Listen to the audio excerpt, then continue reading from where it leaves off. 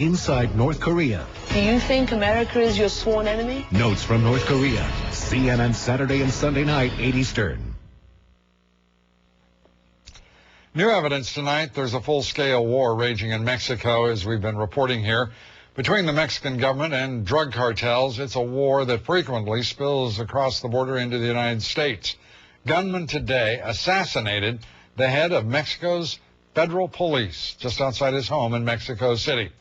His murder apparently retaliation for the Mexican government's crackdown on those drug cartels. Casey Wyan has our report. Less than 10 weeks after taking over as acting chief of Mexico's federal police force, Edgar Millán Gomez was shot and killed early Thursday outside his Mexico City home.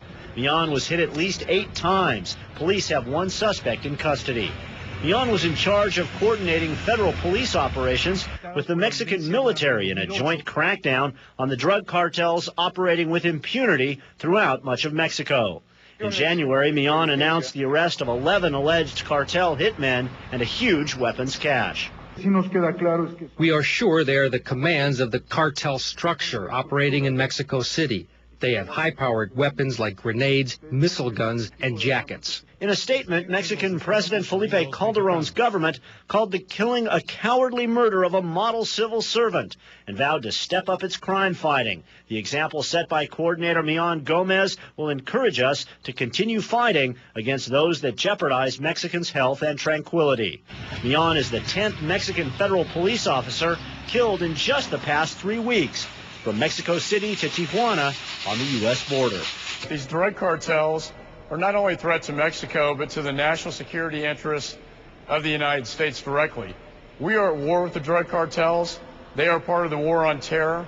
We need an effective military strategy to deal with them. They represent the head of the snake, and the head of the snake needs to be cut off. McCaul says the assassination is another reason Congress should approve the Merida Initiative, which seeks $1.4 billion in military aid for Mexico's war on drug cartels. That war's death toll so far in less than a year and a half, about 3,300 civilians and 200 police officers. More than 3,000 suspected drug cartel members have been arrested, Lou. Casey, it's time for us to get very straightforward. This broadcast, we report week in and week out on what is happening with those drugs crossing the border from Mexico into the United States. The Merida request for funds is $1.4 billion. It's for the Mexican government. The fact is it's a drop in the bucket.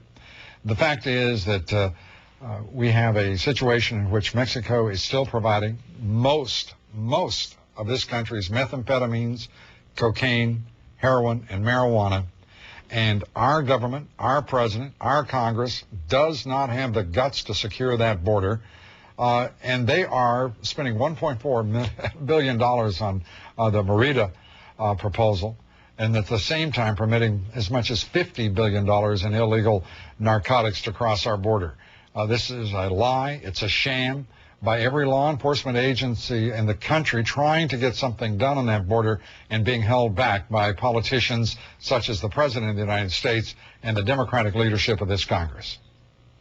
It's certainly a curious and seemingly disjointed strategy, Lou. That $1.4 billion is not a lot of money when you consider, as you mentioned, how many drugs are coming across the border every single day. And the involvement of these drug cartels in American life. As we reported yesterday, this drug cartel connection at San Diego State University. You've got direct connections between campus drug dealers and Mexican drug cartels. It's very scary, Lou. Casey, thank you very much. Casey Wyan from Los Angeles. Well, it gets scary when you think about an elected official, a man who wanted to run for president. In point of fact, New Mexico's governor, failed Democratic presidential candidate Governor Bill Richardson, he is completely out of touch with the reality of violence in Mexico and absolutely unconstrained in his pandering.